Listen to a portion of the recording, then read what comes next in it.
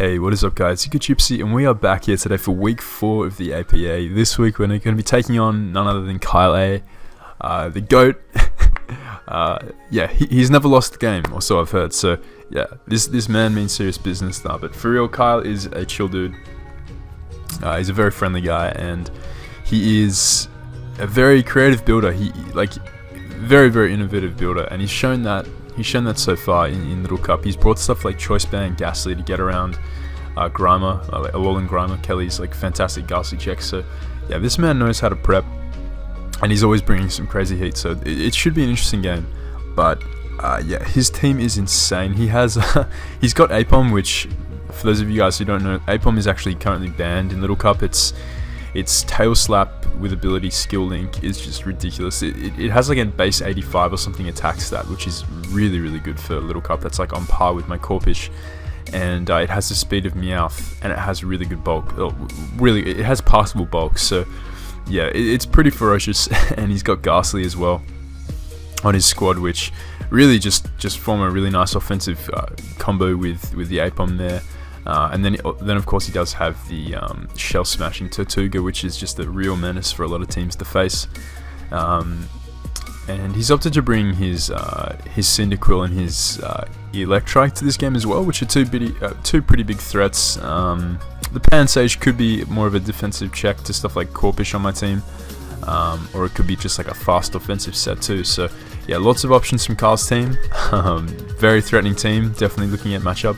But the team I'm rocking with this week is, you see young Smoocher just kicking it off at the lead there. I'm actually a sashed variant this week, and I do have Fake Out plus Hidden Power Grass, which will allow me to Oko non-Eviolites, like Berry Juice sturdy variants of his Tortuga, which could be really nice, because if he is a Berry Juice set and I just go for Hidden Power Grass right off the bat, then he's just going to get his rocks up or get big damage off, and then he's going to get all his health back. So obviously I don't want that. I want to scout out, if possible, if he is Eviolite or if he's Berry Juice.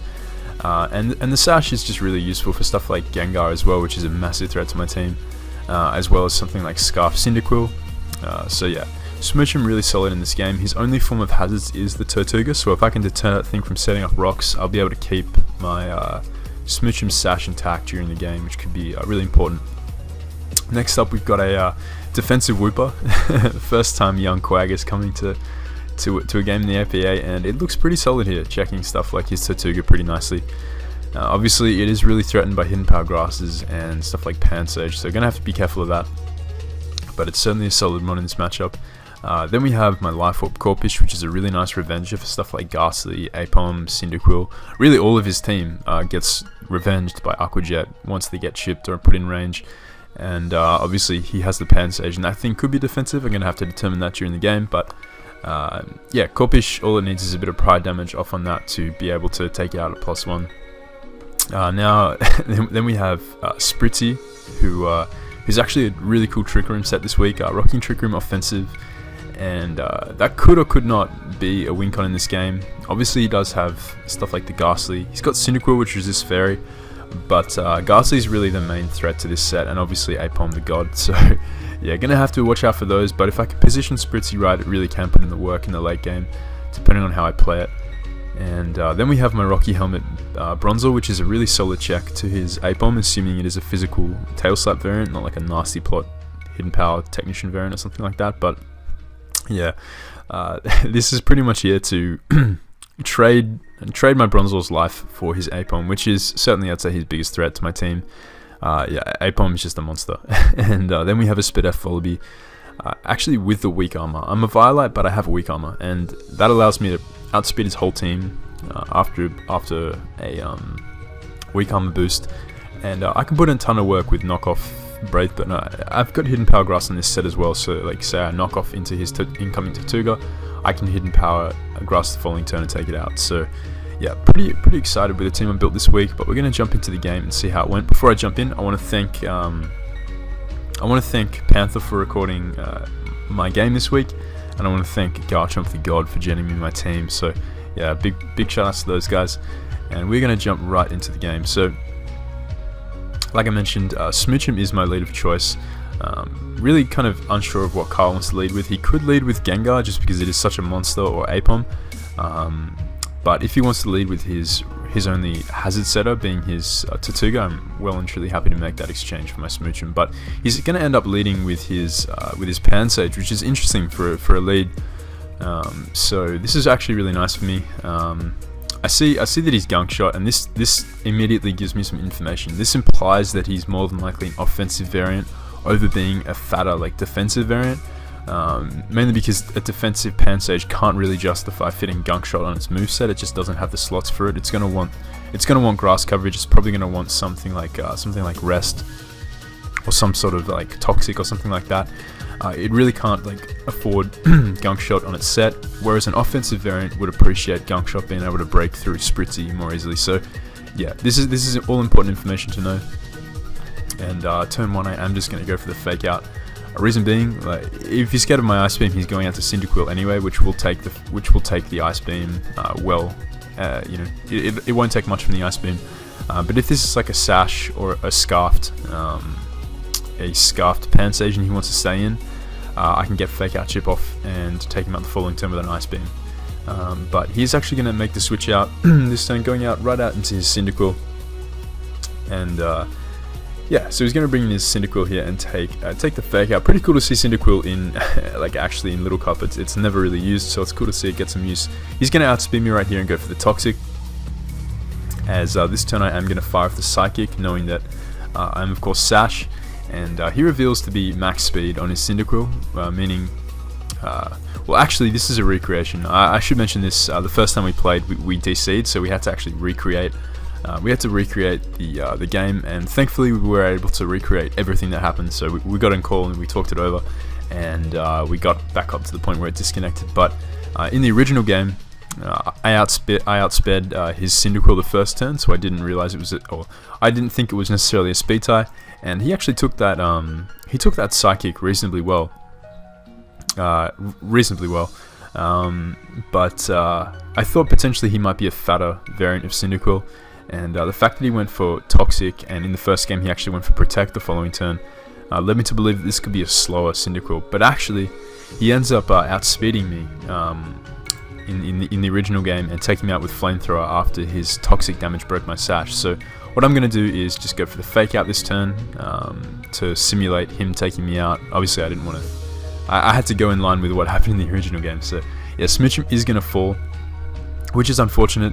I definitely did think that I had a pretty solid chance to outspeed him there, but he ends up being max speed and just losing the first initial tie in our first time playing through. So that's all good. Smoochum did its job in the sense that it heavily damaged something, and it anti-led his potential hazard lead, so I don't have to worry about rocks going up and threatening Volibee, which is definitely nice for me. So I'm going to bring in my Crawmerax here, and I am just going to finish off this Cyndaquil with the Aqua Jet. And that's one threat down, because this thing is certainly a threat, and I don't really want him throwing out Toxics all over my team. I don't appreciate with this squad this week, so yeah, it's going to be nice to get him out of the way, as he's now going to go into his Pansage here. So this is interesting. He's brought in his Pansage, so now I'm going to have to go hard out into my Volibee, which can take this thing on and can really benefit from getting touched by a physical move, obviously activating my Weak Armor, as you're going to see here. So he's going to knock off my Eviolite, which is really going to hamper Volibee's defensive ability.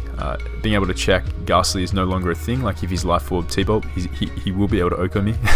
Gastly is just ridiculously strong. Well, he needs a high roll, but it's more in his favor to kill me now, especially at the range of health I'm at with my Volibee, now that I've had my Eviolite knocked off. So that's very solid for Kyle here, but I'm now at +2 speed, and that is going to be really nice, because right here I can just go for the knockoff, assuming he wanted to go into Tortuga here, which would make a decent amount of sense as a defensive switch into this Volibee. But he ends up just going out into his Electrike, and in the first game I 2-KO with knockoff, but I get the static para on the second turn, and thankfully that does happen again in the recreate. Obviously it's not ideal for me, but in terms of recreating the game as it went the first time, we were lucky enough to get that piece of hacks there. As now he is going to bring in his Aipom, and you already know I'm going to go out into my Bronzor here, which is my switch into this. I want to get it chipped down with the Rocky Helmet damage to put it in range of Aqua Jet from my from my Corphish, and that is what's going to happen. So Kyle's going to click the tail slap, and that does 1 damage every turn. So he's going to be taking like a huge amount of damage compared to the amount that I'm taking. And I'm actually Trick Room on this Bronzor, which synergizes pretty nicely with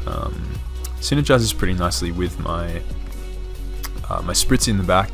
So I actually am going to go for the Trick Room this turn, as he is going to knock off my helmet, and this is going to let me outspeed the rest of his team with my Bronzor, and that's going to be really clutch because I will be able to take out this Aipom here if he chooses to stay in. But he actually goes out into his Pansage, which is amazing for me because this is damage off on this thing. This is damage that I need for my Corphish to be able to kill it a few turns later with the Aqua Jet. Now he stays in, and right here I am going to go for Stealth Rock. Now instead of going for a second Psychic, I'm thinking long term in terms of my Corphish and my Spritzy sweeping, and what I want to ensure is that I break the potential Sturdy on his Tortuga, as well as breaking a potential Sash on Gengar, as both of those things are at this stage his biggest threats. So I'm going to go for Rocks here, as he is going to stay in, and my Rocks are going to be up, which is going to be crucial, and potentially depending on what items he's running, as he's going to take me out here with a knockoff. And so we've seen knockoff Gunk Shot on this Pansage. It's definitely a more offensive variant. It took a ton from that Psychic actually. So now I'm going to bring in my Spritzy. Unfortunately I forgot to make this thing shiny this week, so you're going to have to deal with regular Spritzy, but you know, regular Spritzy still looks pretty fire. I really enjoyed using this monster fire in the season. So I'm going to fire for Moonblast here, as he actually ends up sacking off his Ambipom this turn, which burnt out the last turn of Trick Room. So fair play to Kyle. He wants to preserve his Pansage, which I can definitely respect because Corphish is a massive threat to him. So in my opinion, like he's playing this really well, as the dimensions will return to normal, and right here he's going to send out his Tortuga. And yeah, at this stage I'm thinking, okay, Kyle's sending his Tortuga. He probably wants to go for the Shell Smash here, as that is what he does decide to do. Maybe he figures Spritzy is the only one he can reliably set up a Shell Smash on. So this is really nice for me because I am actually just going to reverse everything and go for the Trick Room. So his speed boosts pretty much become null and void here, as Spritzy is now under Trick Room with a whole bunch of turns to go. His +2 Aqua Jet is not going to take me under half, and I am just going to be able to knock him out with the Energy Ball.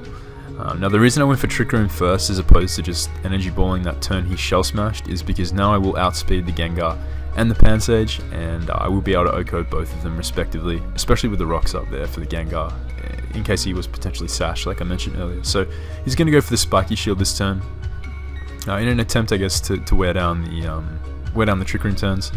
But yeah, Spritzy already has Spritzy's got like three Trick Room turns at this stage of the game left, so even if he did manage to get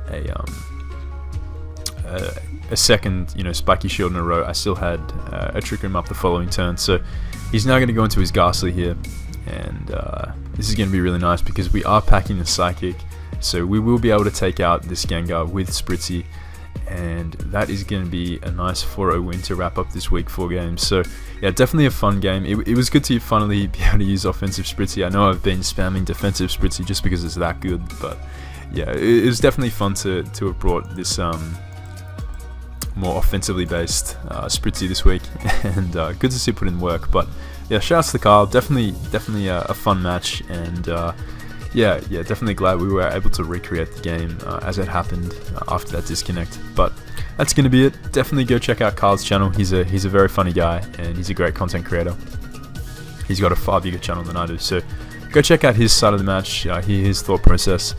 And that's going to be it for me. If you guys did enjoy, drop a like on the video and let me know what you thought of the match and what you thought of Trick Room Spritzy putting in work in the comments, and I'll catch you guys next time.